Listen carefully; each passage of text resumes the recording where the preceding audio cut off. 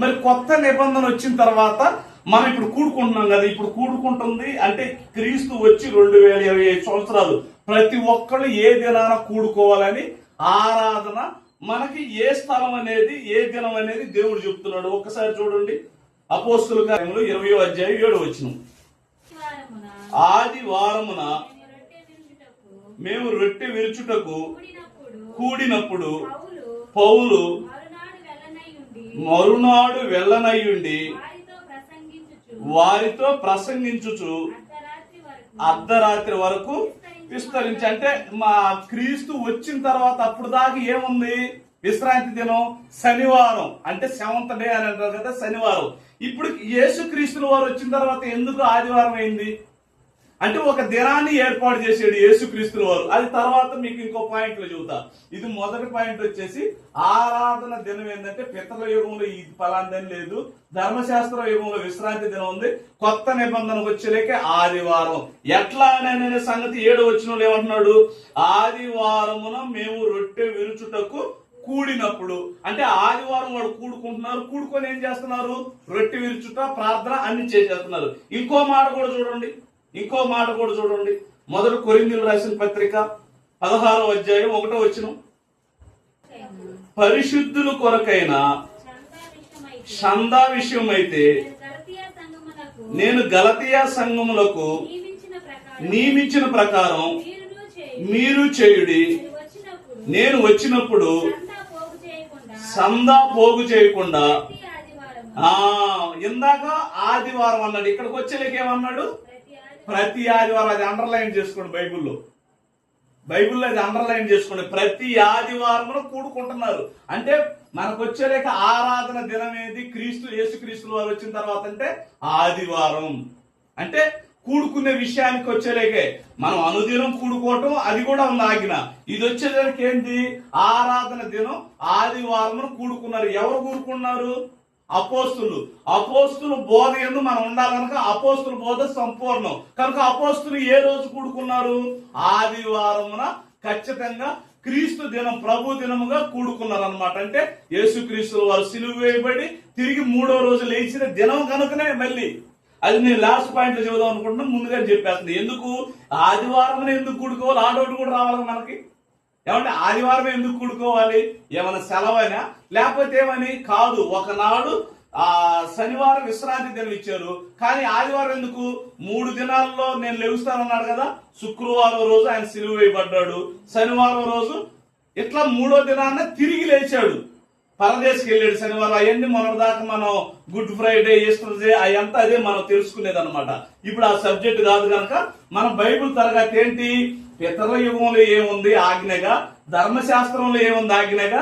ఇప్పుడు క్రీస్తుని కొత్త నిబంధన అంటే ఇవన్నీ మనం చేయాల్సినవి. ఇప్పుడు ఇవన్నీ మనం చేసేవి కాదు. పితరుల యుగంలో లేవు, మనం ధర్మశాస్త్ర యుగంలో లేదు. ఎక్కడున్నాం? క్రీస్తు వచ్చి 2025 సంవత్సరాల యుగంలో ఉన్నాం కనుక మనం యేసుక్రీస్తు వారు ఏం చెప్పాడో అది చేయాలన్నమాట. అంతే కదా. ఇప్పుడు వచ్చేలేక ఆరాధన దినం ఏదని తెలిపోయింది. ఫస్ట్ ఆదివారం ఉన్నాడు, తర్వాత ప్రతి ఆదివారం అంటే ఆదివారం కూడుకునే దినం. ఆరాధన దినం ఏంటనేది ఫస్ట్ అంశానికి మాట ఏంటిది? దానికి ఆదివారమున ప్రతి ఆదివారం కూడుకునే దినం. ఓకేనా? ఓకే. ఆ పాయింట్ ఇంకా మీకు తెలియాలంటే మత్తయి సువార్త 28:1 చదవండి. అదే పాయింట్ లో అంటే ఇంక అంతవరకు సరిపోద్ది. అయినా కూడా ఆ మాట కూడా చూడండి. విశ్రాంతి దినము. అదిగో విశ్రాంతి దినం అంటే ఇది శనివారం అండి. విశ్రాంతి దినం అంటే 7. మనకి ధర్మశాస్త్రంలో ఏంది? 7th డే అంటే విశ్రాంతి దినం కూడుకోమన్నారు కదా. విశ్రాంతి తర్వాత దినం ఎంత క్లియర్ గా ఉందో చూడండి బైబిల్. మనకి ఎంత క్లియర్ గా ఉందో చూడండి. విశ్రాంతి దినము తర్వాత అదేంటిది? ఆదివారం. ఓకే, ఇంతవరకు చాలు ఆ పాయింట్ కి. ఓకే. 2వ పాయింట్ వచ్చేసి ఆరాధన స్థలం. పితరుల యుగంలో ఫలాందంటూ ఆజ్ఞగా లేదు. తర్వాత వచ్చేలేక ఎక్కడ కూడుకునేవాళ్ళు? యెరూషలేము కూడుకునేవాళ్ళు. మరి కొత్త నిబంధనకు వచ్చేలేక ఎక్కడ కూడుకోవాలి? మరి మనకు తెలియాలి కదా. మనం ఎక్కడ కూడుకోవాలో తెలియకపోతే ఆజ్ఞగా మనం ఏం చేస్తాం? మనకు తెలియకున్నప్పుడు దేవుని మాట ప్రకారంగా మనం చేయాలి. అదే ఆజ్ఞ అతిక్రమమే పాపం. మరి ఆజ్ఞగా ఏమిచ్చాడు అది కూడా చూడండి. ఏమండి? యోహాను సువార్త 4వ అధ్యాయం 16వ వచనం నుంచి. యేసు నువ్వు వెళ్ళి నీ పెనిమిటిని పిలుచుకొని ఇక్కడికి రమ్మని ఆమెతో చెప్పాను. అంటే ఇదంతా ఏది సమరయ స్త్రీ సందర్భం. యేసుక్రీస్తుల వారు బావి నీళ్ళ కోసం వస్తాడు కదా, ఆ నీళ్ళ కాడకు వచ్చిన సందర్భంలో యేసుక్రీస్తుల వారు ఆమెని సమరయ స్త్రీని అడుగుతున్నాడు అనమాట. ఇప్పుడు చదవండి, మీకు ఇక్కడ నుంచి బాగా అర్థం అవుతుందా. ఆ స్త్రీ నాకు పెనిమిటి లేడనగా యేసు ఆమెతో నాకు పెనిమిటి లేడని నువ్వు చెప్పిన మాట సరియే, నీకు 5 పెనిమిటిలు ఉండేది, ఇప్పుడు ఉన్నవాడు నీ పెనిమిటి కాదని ఆమె గురించేసి సమరయ స్త్రీ గురించి చెప్పాడు. సత్యమే చెప్పిదివని నేను. అప్పుడు స్త్రీ అయ్యా అంటే ఈ మాటను బట్టి ఆమె ఏమనుకుంది, నువ్వు ప్రవర్తమని నేను గ్రహిస్తున్నాను. ఓకే, మా పితరులు వీళ్ళు ఎక్కడెక్కడ ఆరాధన స్థలంలో వాళ్ళు కూడుకుంటున్నారో ఇక్కడ నుంచి చెబుతుంది అనమాట. యేసుక్రీస్తు వారు సమరయ స్త్రీ మధ్య జరుగుతున్న సందర్భం మీరు జాగ్రత్తగా గమనిస్తే గాని ఇవాళ ఆరాధన స్థలం ఏది, మనం ఎక్కడ కూడుకోవాలి, ఎలా కూడుకోవాలి, ఆ ప్రదేశం చెబుతున్నాడు. చదువు. మా పితరులు ఫస్ట్ ఎవరు పితరులు మీ కింద చెప్పారు కదా. మా పితరులు పర్వతం మందు, అంటే పితరులు ఎక్కడ పలానా స్థలమంతు లేకుండా వాళ్ళు ఎక్కడున్నారండి, కొండల్లో గుట్టల్లో, అక్కడే కదా వాళ్ళు ఉంది. ఐగుప్తు దేశం నుంచేసేసి వాళ్ళు విడిపింపబడిన తర్వాత వాళ్ళు కానాన్ దేశానికి వెళ్ళేటప్పుడు ఎక్కడున్నారు, పర్వతంలో గుట్టల కాడ, అక్కడే కదా వాళ్ళు ఉంది. మా పితరులు ఈ పర్వతమందు వాళ్ళ పితరులు ఎక్కడ ఆరాధించారు, పర్వతమందు వాళ్ళు ఆరాధించారు. తర్వాత పర్వతమందు ఆరాధింపవలసిన స్థలము తర్వాత ఎక్కడ, యెరూషలేములో ఉంది. తర్వాత యెరూషలేములో ఉందా, మీరు చెప్పుదురని ఆయనతో అనగా యేసు ఇప్పుడు ఆమె చెప్పింది అన్నమాట. సమరయ స్త్రీ ఏం చెప్పింది, ఒకనాడు పితరులైతే అరణ్యంలో, తర్వాత వచ్చేసరికి ఎక్కడ, యెరూషలేము దేవాలయంలో. మా పితరులోనో తర్వాత వచ్చిన వాళ్ళు ఎలాగున్నారండి. మరి ఇప్పుడు గురించేసి ఎవరు చెబుతున్నాడు, యేసుక్రీస్తు వారు చెబుతున్నాడు. మన ప్రభు రక్షకుడైన యేసుక్రీస్తు వారు చెబుతున్నాడు. ఏమని చెబుతున్నాడు, జాగ్రత్తగా చదవండి. అమ్మా ఒక కాలం వచ్చుచున్నది, ఆ కాలమందు ఈ పర్వతం మీదనైనను యెరూషలేములోనైనను మీరు ఇక తండ్రిని ఆరాధింపరు. ఎక్కడ, పర్వతం మీదనైనను యెరూషలేము మీదైనను ఇక ఆరాధింపరు. పితరుల యుగంలో ఆరాధించారు, ధర్మశాస్త్ర యుగంలో యెరూషలేములో ఆరాధించారు. ఇప్పుడు తండ్రిని ఎక్కడ ఆరాధిస్తారని చెబుతున్నాడు చెప్పండి. మీరు మీకు తెలియని దానిని ఆరాధించువారు, మేము మాకు తెలిసిన దాన్ని ఆరాధించువారము. రక్షణ యూదులలో నుండే కలుగుచున్నది. అయితే యథార్థముగా ఆరాధించువారు ఆత్మతోనూ సత్యముతోనూ తండ్రిని ఆరాధించు కాలము వచ్చుచున్నది, అది ఇప్పుడు వచ్చే ఉన్నది. తన్ను ఆరాధించువారు అట్టివారే కావాలనే తండ్రి కోరుకు. ఆ తర్వాత ఇదిగో దేవుడు ఆత్మ గనుక ఆయన ఆరాధించువారు ఆత్మతోనూ సత్యముతోనూ ఆరాధించాలి. ఇక ఒక స్థలం అని లేదు. ఏంటిది, దేవుని వాక్యము, నీ ఆత్మ, పరిశుద్ధాత్మ. ఇంకేం చేయాలి, తండ్రిని ఆరాధించాలన్నమాట. తండ్రి ఆరాధించు. ఇక పర్వతాల మీద యెరూషలేము మీద అని ఒక ఆజ్ఞ లేదు. ఏముంది, ఏమని చక్కగా చెబుతున్నాడు, ఆత్మతో సత్యముతో తండ్రిని ఆరాధించాలి. ఇక నువ్వు ఎక్కడ కూర్చున్నా కూడా దేవుని మాటలు, నీ ఆత్మ, పరిశుద్ధాత్మ దేవుడు, దేవుని సంబంధమైన వాక్యం, ఇది తప్ప పలానా స్థలం అని లేదు. ఇక నువ్వు సమాజంగా కూడుకోవడానికి ఒక మందిరం నిర్మించుకుంటావు, సమాజంగా కూడుకోవడానికి పిలిపిలు ఎట్ట ఒక కుటుంబంలో ఎట్లా అన్నమాట. అయితే ప్రత్యేకంగా ఒకటి కట్టుకున్నాం అనుకో, దేవునికి మనం ఇదిగో ఒక దావీదు గారు ఎలాగో, సొలొమోను గారు ఎలాగో ఒక యెరూషలేము దేవాలయం కట్టి అందరూ కూడు కట్టుకున్నారు. ఇప్పుడు ఎక్కడికక్కడికి ఏంటంటే సమాజ మందిరాలు కూడుకొని తండ్రిని ఆత్మతో సత్యముతో ఆరాధిస్తున్నారు. రెండో పాయింట్ ఏంటి, రెండో ఆరాధన స్థలం ఎక్కడంటే పితరుల యుగంలో ఫలాందనే లేదు. ధర్మశాస్త్ర యుగంలో ఏమైంది, యెరూషలేము. కొత్త నిబంధనలకు వచ్చేలకే ఫలానిది అని మళ్ళీ చెప్పట్లా. పితరుల యుగంలో ఎలాగో అలాగే. అయితే ఎలాగా, ఇక్కడికి వచ్చేలాక ఆరాధన మారిపోయింది. ఆత్మతో సత్యముతో తండ్రిని ఆరాధించాలి. రెండో పాయింట్. మూడో పాయింట్ వచ్చేసరికి ఏది? జంతు బలులు. జంతు బలులు పితరుల కాలంలో ఉండగా అంటే పితరుల కాలంలో జంతువుల బలు అల్పించారు కదా, ఏటి పొట్టేళ్ళకు గాని మేకలకు గాని ఇవన్నీ అని చెప్పి. కాకపోతే ఆజ్ఞగా లేదు. అయితే ధర్మశాస్త్ర యుగం వచ్చాక ఖచ్చితంగా ఆజ్ఞగా జంతు బలుని అర్పించాలి. మరి కొత్త నిబంధనలోకి వచ్చేకి జంతు బలులు మనకి ఆజ్ఞగా ఇచ్చాడా? ఎలాగిచ్చాడో ఒక్కసారి చూడండి. ఏమండి ఒక్కసారి చూడండి. హెబ్రీయులకు రాసిన పత్రిక, ఇక్కడికి వచ్చేలేక జంతు బలులా లేకపోతే ఎలాంటిది అనేది మనకు అర్థమవుతుంది. చూడండి. హెబ్రీయులకు రాసిన పత్రిక 10వ అధ్యాయం 4 నుంచి. ఏలయనగా ఎడ్ల యొక్కయు మేకల యొక్కయు రక్తము పాపములను తీసివేయుట అసాధ్యము. కాబట్టి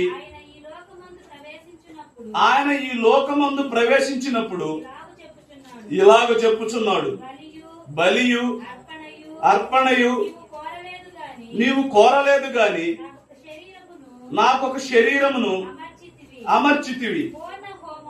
పూర్ణ హోమములు పాప పరిహార్థ బలులను నీకిష్టమైనవి కావు. అప్పుడు నేను గ్రంథపు చుట్టలో నన్ను గూర్చి రాయబడి ఉన్న ప్రకారము దేవా నీ చిత్తం నెరవేర్చుటకు ఇదిగో నేను వచ్చి ఉన్నాను.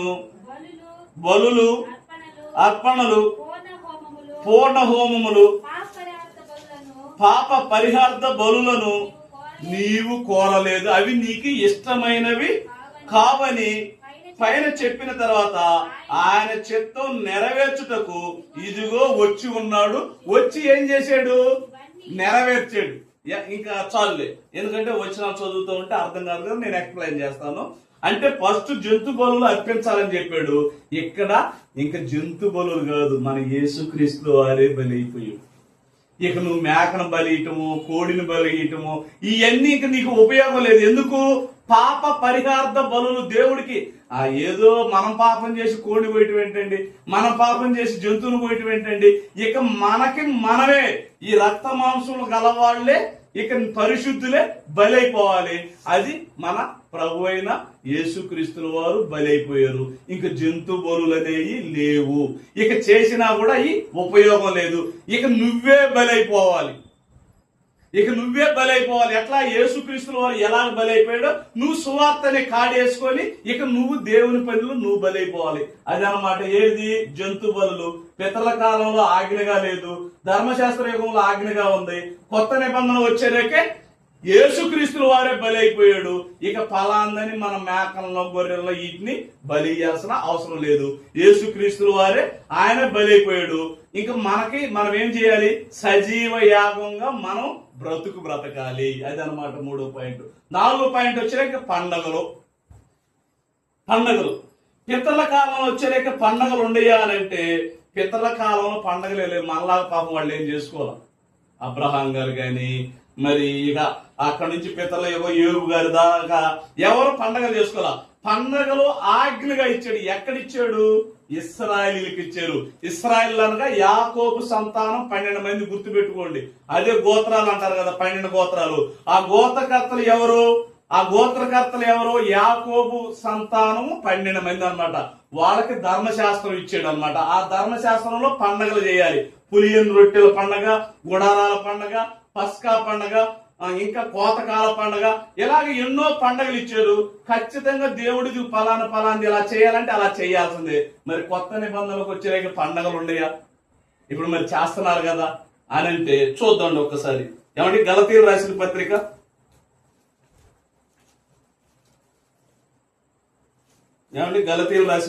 4వ అధ్యాయం 10-11. మీరు దినములను, మాసములను, ఉత్సవ కాలములను, సంవత్సరములను ఆచరించుచున్నారు. దీ విషయమై నేను పడిన కష్టము. అసలు మన పండగే యేసుక్రీస్తుల వారు బలి అయిపోవడం అంటేనండి కదండి. పాపం పోవటం ఎంత పండగ అండి. ఇంకంతకన్నా పండగ ఇంకేం చేసుకుంటాం?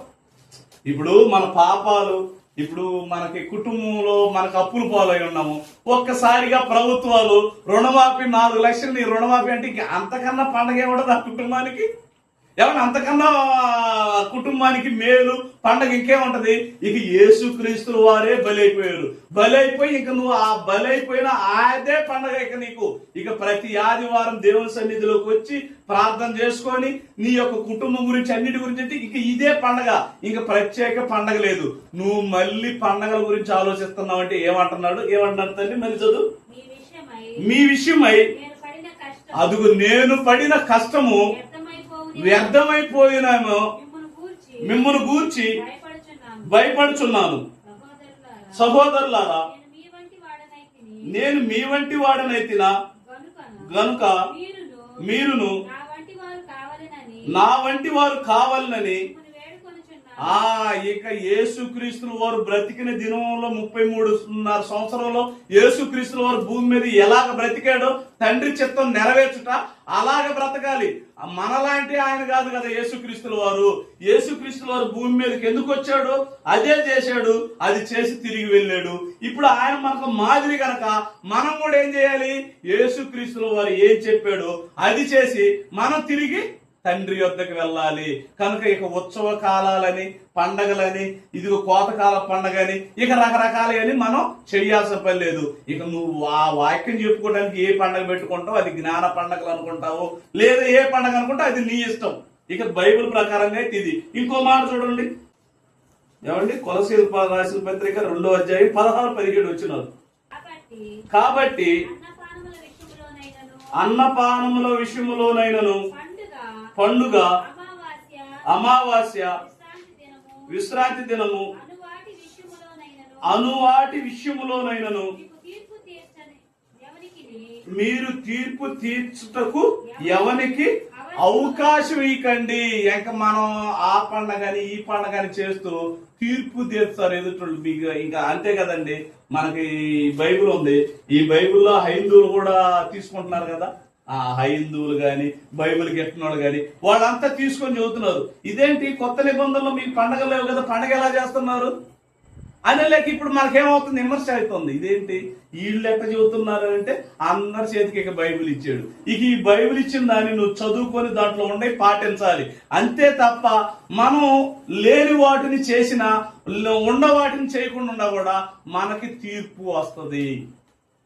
ఓకే, ఇప్పుడు ఎన్నో పాయింట్? 4వ పాయింట్. పండగ గురించి పితల కాలంలో లేదు, ధర్మశాస్త్ర కాలంలో ఉండవి. కొత్త నిబంధనలో యేసుక్రీస్తుల వారు చనిపోయి తిరిగి లేవటమే మనకు గొప్ప పండగ.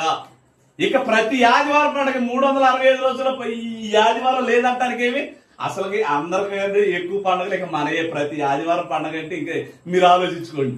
ఏమండి? ఓకే, ప్రతి ఆదివారం అంటే యేసుక్రీస్తుల వారు చనిపోయి తిరిగి లేవటమే మన పండగ. ఇక లోగడ ఆచారాలు అవన్నీ ఏంటి మనం విడిచిపెట్టాలన్నమాట. అది 4వ పాయింట్. 5 వచ్చేసరికి దశమ భాగం, కానుకలు. దశమ భాగం పితల కాలంలో దశమ భాగం తీయాలంటే ఏమి లేదు. మెల్కీసెదెకు ముందుగా ఉన్నప్పుడు తీసిచ్చారు, ఆజ్ఞగా ఏమి లేదు. ఇష్టమైతే ఇవ్వు, ఇష్టం లేకపోతే ఈ బాబు. కానీ వాళ్ళు ఇచ్చారు, వాళ్ళు దేవునిపై ఉన్న ప్రేమమూర్తులు కనుక వాళ్ళు ఇచ్చారు. తర్వాత వచ్చేసరికి ధర్మశాస్త్రంలో ఖచ్చితంగా ఆజ్ఞగా ఇచ్చాడు. అంటే నువ్వు పిండి పిసుకుతో ఏ పని అయినా సరే, పొలంలో పండే ఒడ్లైనా సరే, ఎలాంటి సరే 10వ వంతు తీసి దేవుని కొరకు యాజకుడికి ఇవ్వాల్సిందే. మరి కొత్త నిబంధనలో ఇప్పుడు మనకు దశమ భాగం ఉన్నదా? అసలు కానుకలు ఎలా ఇవ్వాలి, ఏంటి ఇవ్వాలి, ఇవన్నీ మన జీవితంలో జరిగాయి కదండి. మనం ప్రతి ఆదివారం ప్రార్థనలోను, మన కుటుంబాల్లోనూ పండగలప్పుడు చేసుకునే కదా. ఇవన్నీ బైబిల్లో రాయబడ్డాయి. ఈ టైంలో ఇది, ఈ టైంలో ఇది, ఇప్పుడు ఇది, ఇట్లా చేయాలని దేవుడు మన కొరకు రాసి పెట్టాడు. అవి తెలుసుకోవటమే మనం దేవుని సన్నిధిలో కూడుకొని ఆత్మతో సత్యంతో ఆరాధించడం. ప్రియులారా, ఇప్పుడు వచ్చేసరికి ఏంటి? దశమ భాగం. కొత్త నిబంధనలు ఏముందో ఒకసారి చూడండి ప్రియమైన దేవుని వల్లారా. 1 కొరింథీయులు రాసిన పత్రిక 16వ అధ్యాయం 2వ వచనం. నేను వచ్చినప్పుడు సందా పోగు చేయకుండా ప్రతి ఆదివారం మీలో ప్రతి వాడును తాను వర్ధిల్లిన కొలిది. ప్రతి వారం దేవుని సన్నిధికి వెళ్తావు కదా, ప్రతి ఆదివారం దేవుని సన్నిధికి వెళ్ళిపోతావు కదా. నీ కుటుంబంలో నువ్వు ఎంత వర్ధిల్లుతున్నావో అది నీకు తెలుసు. ఇక దేవుడు నువ్వు ఎంత ఇయ్యమ్మా, నువ్వు ఇది ఇయ్యమ్మా, ఇది తల్లి అని చెప్పడు. వర్ధిల్లిన కొలిది నువ్వు ఇవ్వటమే. ఒక మీటింగ్స్ అవుతాయి, ఆ మీటింగ్స్ ఇవ్వదగినంత ఇవ్వటమే. ఒక సేవకునికి ఇవ్వాలి, ఎంత ఇవ్వాలో నువ్వు వర్ధిల్లిన కొలిది, లేకుండా మళ్ళీ ఇవ్వమంటలే దేవుడు. ఎంత గొప్పడో చూడండి. నీ కాడ లేవండి, నిజంగా లేవు, కానీ ఈమెను అంటలా వర్ధిల్లిన కొలది. నువ్వు ఒక పని చేస్తున్నావా, ఆ పనిలో వర్ధిల్లేవా, దేవునికి ఇవ్వు. 1,00,000 అయితే నువ్వు దేవుని కోసం ఎంత పెట్టాలనుకుంటున్నావు? 10,000 పెట్టాలనుకుంటున్నావా? 20,000 పెట్టుకుంటున్నా? 50,000? లేదా మొత్తం నువ్వు వర్ధిల్లు కొద్ది ఎంత పెట్టుకుంటా, ఇది నీకు వచ్చి పెట్టాడు. ఇక నువ్వు దేవుడిని అంటానికి లేదు. ఇక దేవుడిని అంటారు. కొత్త నిబంధనలో దేవుడు మన కొరకు అంత ఫెసిలిటీ అండి.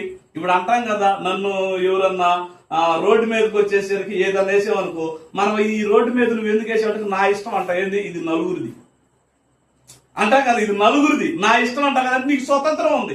ఇప్పుడు కొత్త నిబంధనలో దేవుడు కూడా నీకేం చేశాడు?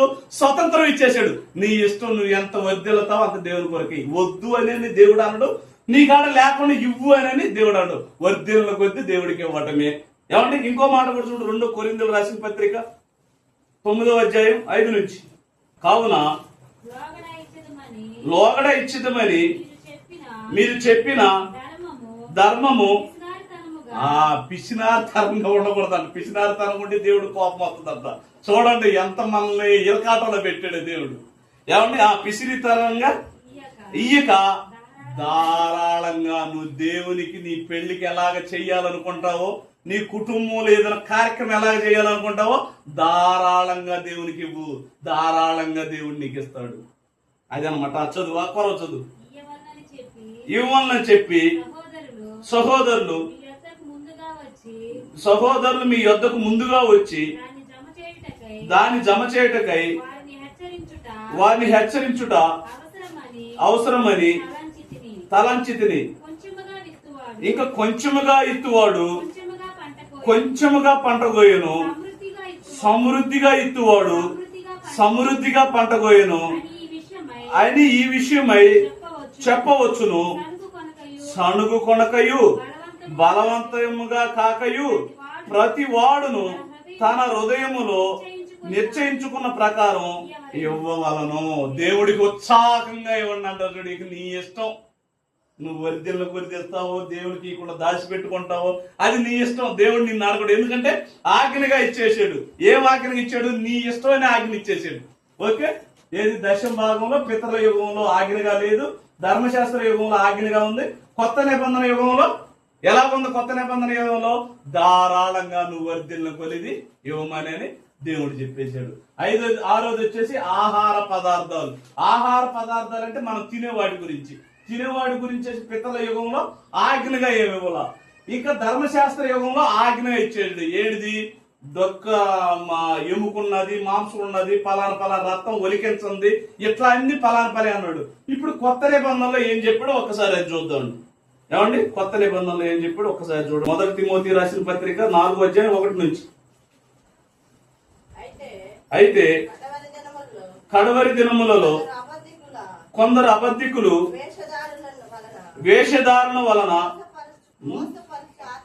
మోసపరుసు ఆత్మయందును దెయ్యముల బోధయందును లక్ష్యముంచి విశ్వాస భ్రష్టులవుదురని ఆత్మ తేటగా చెప్పుచున్నది.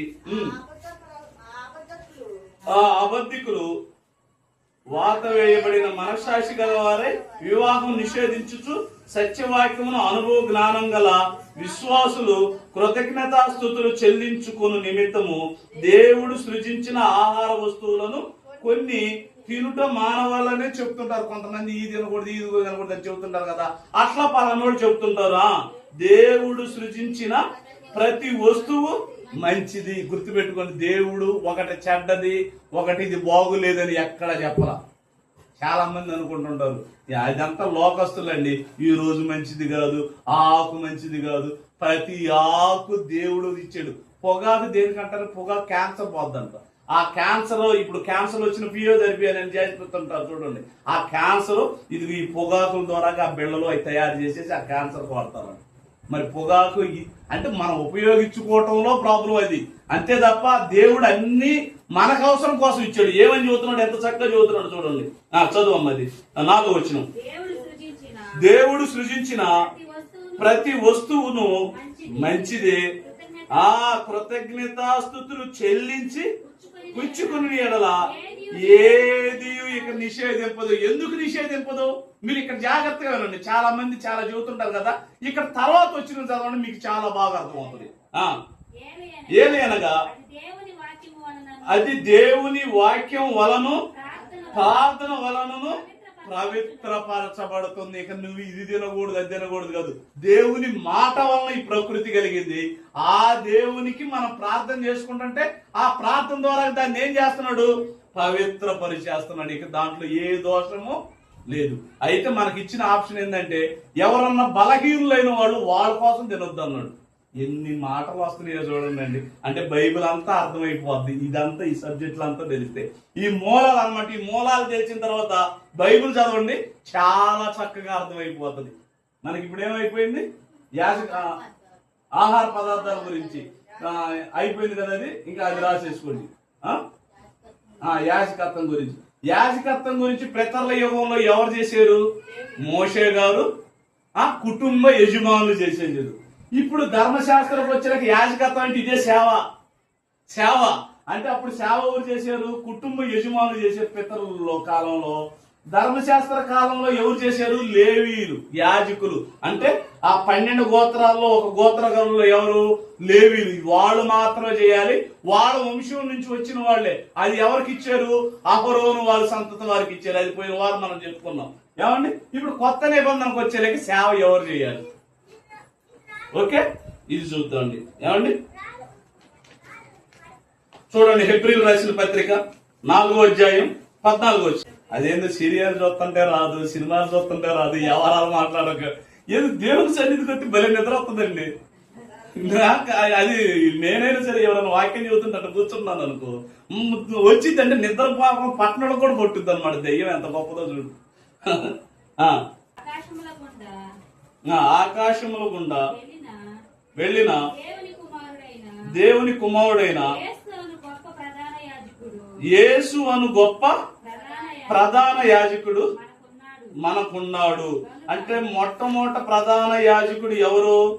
యేసుక్రీస్తుల వారు క్రొత్త నిబంధనలో. ఇక యేసుక్రీస్తుల వారు ప్రధాన యాజకుడు అంటే ఇక అంతకు మించిన సేవకుడు ఎవరు లేరు. యేసుక్రీస్తుల వారే మనకి సేవకుడు. అయితే ఎవరు సేవ చేయాలన్న విషయాన్ని మరొక మాట చూడు. 1 పేతురు రాసిన పత్రిక 2వ అధ్యాయం 9వ వచనం. అయితే మీరు చీకటిలో నుండి ఆశ్చర్యకరమైన తన వెలుగులోనికి మిమ్మును పిలిచిన వాని గుణాతిశయములను ప్రచురము చేయు నిమిత్తము ఏర్పరచబడిన వంశము, రాజులైన యాజక సమూహం. ఇక మీరే ఎవరైతే యేసుక్రీస్తుల వారు రక్తంలో కడగబడతారో వాళ్ళు రాజులు, యాజకులు. ఇక ఫలానోడు యాజకుడిగా ఉండాలి, ఫలానా కుటుంబ పరిపాలన. ఇది ధర్మశాస్త్ర కాలం కాదు, యేసుక్రీస్తుల వారు వచ్చిన కృపాకాలం. ఇక రాజు నువ్వే, యాజకుడు నువ్వే. అయితే వీటిలో కొన్ని పనులు అప్పచెప్పేసాడు. అది మనకి శిష్యులకు చెప్తారు కదా, ఒకరు మాట్లాడేవాడు గాను, ఒకరు భాషలు మాట్లాడేవాళ్ళు గాను, ఒకరు భోజనం వడ్డించేవాడు గాను, ఒకరు పరిచర్య చేసేవాడు గాను, ఒకరు వాక్యం. అంటే ఇప్పుడు అందరూ యాజకులే, అందరూ రాజులే. ఇంక వీళ్ళు పైనోడు, నేను ఇది పరదారం పడేస్తున్నాను, ఈయన వచ్చేకి నేను పరదారం మోసేవాడినా, నేను అన్నం వండుతున్నాను, నేను అన్నం వండేవాడినా. ఇక లేదు, నువ్వు అన్నం వండుతున్నా యాజకురాలివే, నువ్వు పరదాలు తీస్తున్నా యాజకుడివే, వాక్యం చెబుతున్న యాజకుడే. ఇక ఎవరికి ఎలాంటి, ఇక వీటన్నిటి మీద వాక్యం చెప్పేవాడికి ఎక్కువ బరువు. ఎందుకంటే లేని వాక్యం చెప్పేవా కఠిన శిక్ష అని. అంటే రాజులైన యాజక సమూహం, ప్రతి ఒక్కళ్ళు యాజకులే. ఇక ఎలాంటి ఇబ్బంది లేదు, వాళ్ళు చేయాలి. క్రీస్తు కృప అంటే నీకు వాక్యం అర్థమయ్యి ఆ దేవుని పిలుపు నీకు వచ్చుంటే హ్యాపీ. దేవుని పిలుపు అంటే ఏంటి? వాక్యం అర్థం అవటమేనండి. దేవుని పిలుపు అంటే ఏంటి? నువ్వు వాక్యం అర్థం చేసుకున్న తర్వాత ఏం చేయాలి? చెప్పాలి. అది పిలుపు. పిలుపు అని అంటే సపరేట్ గా వచ్చేసి నూనె పోసి, అదంతా ఏంటంటే మనుషులు. ఇది ధర్మశాస్త్ర యుగంలో రాజులకు తైలం పోసేది. కొన్ని ఏంటంటే అలా అలవాటు అయిపోయిందిలేండి. చూసే జనానికైనా పోసే సేవకులకైనా ఏదో ఒక విచిత్రం చేసేవనుకో, ఇక ఏమనుకుంటారు? ఆహా, ఇదే గొప్పతనం. అంతే కదా. ఇప్పుడు కాటి పాపలు ఉన్నారు, వాళ్ళు మామూలుగా మనలాంటి మనుషులేనండి. వాళ్ళు ఆ తల చుట్టూ ఇవన్నీ వేసుకొని వచ్చి ఇవన్నీ పెట్టుకొని వచ్చి పిల్లలు ఏం చేస్తారు ఇట్లా అదురు వెళ్ళిపోతారు. ఎందుకే? తన ఆకారం చూసేసి. నేను ఇప్పుడు ఎట్టయితే బాగున్నాను కదా, ఒక అంగి వేసుకొని చూడడం మీరు ఎలా చూస్తారు? అమ్మో ఇది యేసుక్రీస్తుల వారు ఆనుకొని ఉన్నాడు అని చూస్తారు. అంటే మనం పై రూపాన్ని చూసేస్తున్నాం. దేవుడికి కొత్త నిబంధనకు వచ్చేలేకే యేసుక్రీస్తుల వారు సత్యమును ఆత్మను తెలుసుకొని నీ వాక్యం అంతా నీలోకి వచ్చిందనుకో, నువ్వు యాజకత్వం చేయొచ్చు. అది సేవకుల ద్వారా పంపిస్తారులే. ఇంకా అవన్నీ మీకు పూర్తిగా మీకు తెలిసింది, ఆల్రెడీ మనం సంఘాల్లో చూస్తున్నాం కనుక. ఓకే, 7వ పాయింట్ అయిపోయింది. 8 వచ్చేసి చట్టం. అంటే చట్టంలో ఇక్కడికి వచ్చేసరికి ఫలానదంటూ ఏమి లేదు. ఏది? పితరుల యుగంలో చట్టం ఇదిగో ఒకటే చట్టం. ఏంటి? డైరెక్టర్ గా ఈ పండు తిను దినమున నువ్వు చచ్చేదువు అని అన్నాడు. ఇక అట్లా డైరెక్టర్ గా. కానీ ధర్మశాస్త్ర యుగంలోకి వచ్చేలాకి ఏ చట్టం ఉంది? 10 ఆజ్ఞలు ఉండి. 10 ఆజ్ఞలు ఉండి. ఏంటి? వ్యభిచరించకూడదు, నీ తల్లిదండ్రులను సన్మానించాలి, నువ్వు పక్కన వాళ్ళది ఏది ఆశించకూడదు, ఇవన్నీ ఖచ్చితంగా పాటించాల్సిందే. మరి కొత్త నిబంధనకు వచ్చేసరికి ఏ చట్టం ఉంది చూడండి ఒకసారి. ఎవరు కొత్త నిబంధనకు వచ్చేసరికి ఏ చట్టం ఉంది చూడండి. అయిపోయింది. ఇంకొక పాయింట్ ఏది? రోమా రాసిన పత్రిక 8వ అధ్యాయం 1-2. టైం ఏమి కావాలా, వాక్యం త్వరగా చెప్పేసరికి ఎంతో టైం అనిపిస్తుంది మీకు. 9-17 నిమిషాలు, 8:30 మొదలు పెట్టమంటే 40 నిమిషాలు చెప్పారు ఏమండి.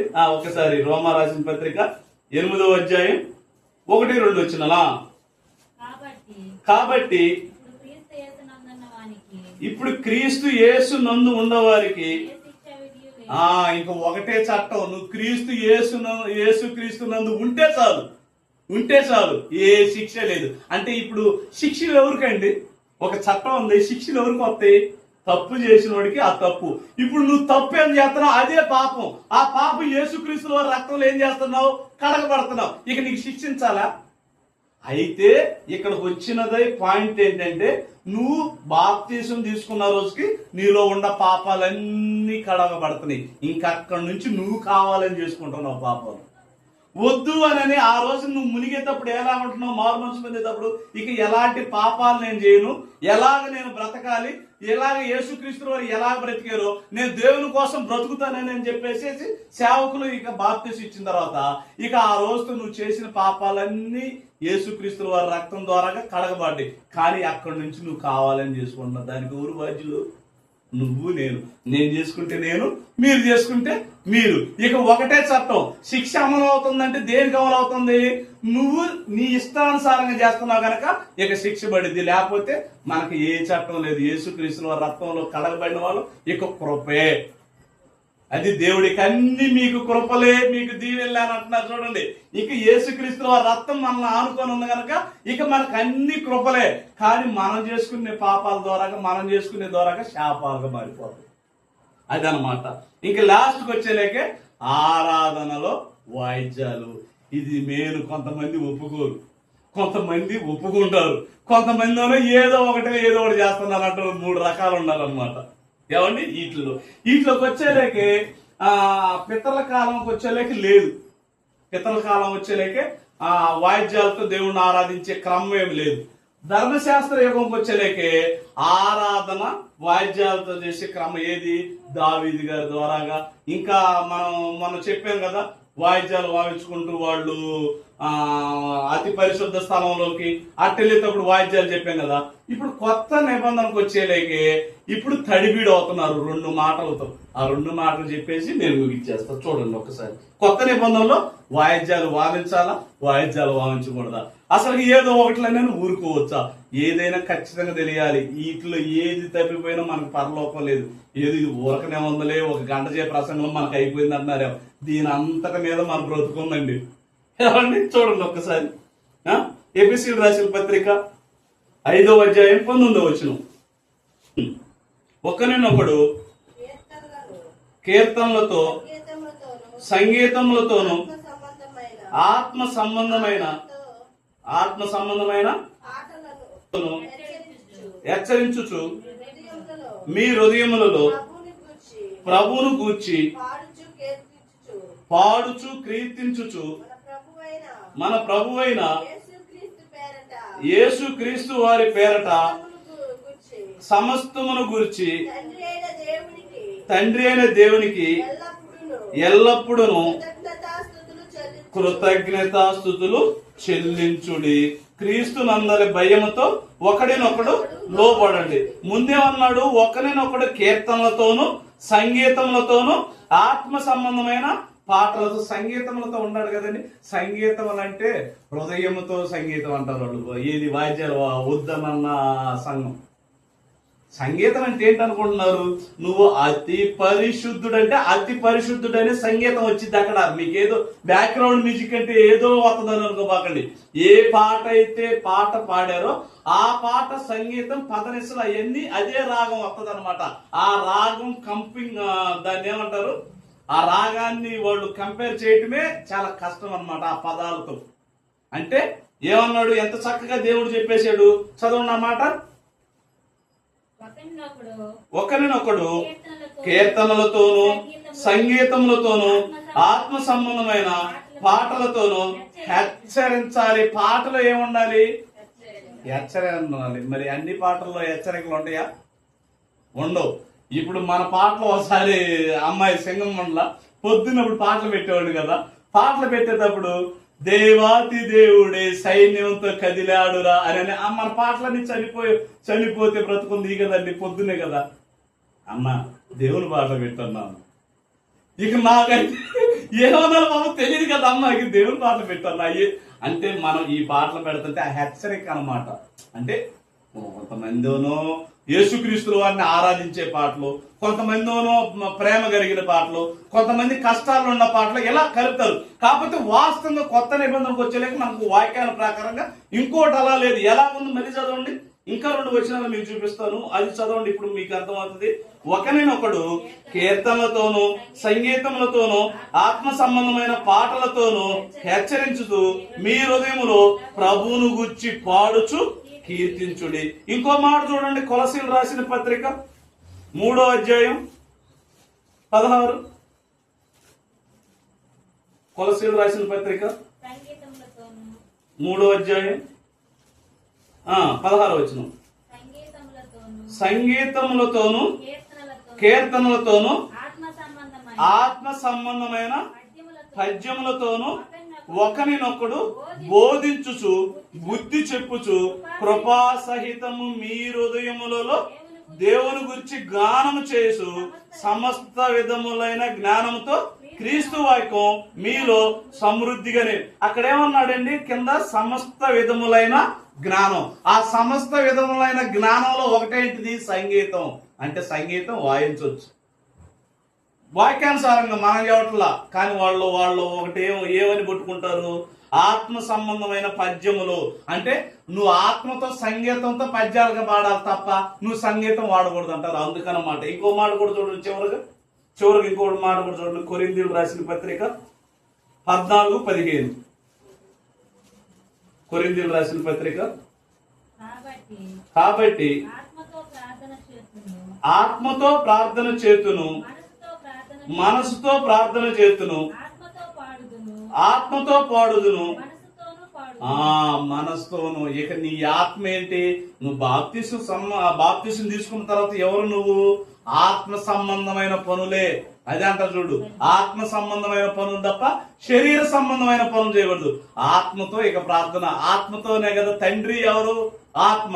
ఆయన ఆత్మ కనుక ఆయన ఆరాధించేవారు ఆత్మతోను సత్యముతోను తండ్రిని ఆరాధించాలి. అంటే కీర్తనలు గాని సంగీతం గాని మనకి ఇక మనం ఎలా ఉండాలనేది ఇందా చదువుకున్న చూడు. హెబ్రీలు 13:15. హెబ్రీలు రాసిన పత్రిక. జీవాఫలం అర్పించాలి. జీవాఫలం అంటే ఏంటి? ఇక నువ్వే బలైపోవాలి. ఆత్మ సంబంధమైన పాటలతో ఒకరినొకరు హెచ్చరించుకుంటూ బుద్ధి రావాలన్నమాట. ఒక పాట వినంగా రావాలి, బుద్ధి రావాలి. ఎలా? 9 పాయింట్లో ఈ మూలాలేనండి. మనం 66 పుస్తకాలు ఈ బైబిల్ చదవటానికి ఈ మూలం. ఎలా చూసుకొని చదివితే గానీ నీకు బైబిల్ అర్థం కాదు. నాకైనా మీకైనా ఎవరికైనా. ఇలాగ పితల కాలంలోది నువ్వు ధర్మశాస్త్రాన్ని పెట్టేవనుకో ఏమవుతుంది? ఆజ్ఞ లేని చోట కూడా ఆజ్ఞ ఉంటది. మరి ధర్మశాస్త్ర కాలంలో జరిగిన నువ్వు కొత్త నిబంధనలు పెట్టావనుకో, ఇక్కడ కొన్ని ఉన్నాయి, కొన్ని లేవు. అంటే ఏ కాలంలో ఎలా చదువుకోవాలో అలా చదువుకుంటేనే నీకు వాక్యం అర్థమైంది. అప్పుడు దేవుని చెప్పిన ఆజ్ఞలు నువ్వు పాటిస్తావు. అప్పుడు దేవుడు అనుకున్నట్టుగా మన బ్రతుకుంటది. ఇవన్నమాట. ఈ ఇద్దరితో అయిపోవాలి ఈ మూలాలే. ఇక రేపు వారం నుంచి ఆదికాండం మొదటి అధ్యాయం వివరణ, ఇట్లా అధ్యాయాలు వివరణ అవుతాయి. ఇలా ప్రతి బుధవారం క్రమం తప్పకుండా దేవుని వాక్యాలు నేర్పిస్తాం. చక్కగా నేర్చుకోండి, పెద్దోళ్ళైనా పిల్లలైనా. ఎందుకంటే వాక్యానుసారమైన జీవితం మనకు